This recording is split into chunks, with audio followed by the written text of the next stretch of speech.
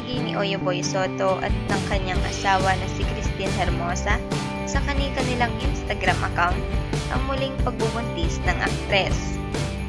Nag-positive na mapapahiyaw ka sa tuwa. Grabe ka, Lord. Salamat, Lord Jesus. Napaka-faithful mo kahit kailan. God is truly amazing. Ibang klase ang mga sorpresa mo. Best Christmas gift ever.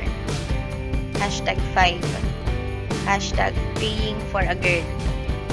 Caption ni Oyo sa post niya, kalakip ang larawan ng pregnancy test at sonogram ng aktres. Another answered prayer. Salamat God sa mga pahabol na sorpresa ngayong taon. Thank you Lord for sustaining us this entire year. Pati rin sa mga nakaraang taon at sa buong buhay namin at ng mga anak namin. You are faithful God. Kung wala ka, hindi namin alam kung saan kami pupulutin. All glory to you God. Salamat sa pagmamahal mo sa amin. I love you so much, Jesus. I love you, Oyo, Kiel, Jay, Caleb, Vin, and baby in my belly.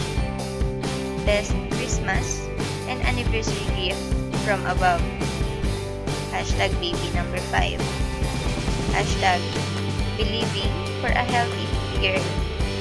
#2020 surprise. #grateful for my family. Lahat naman ni Christine sa post niya sa Instagram. Binahagi nila ito nito lamang December 10.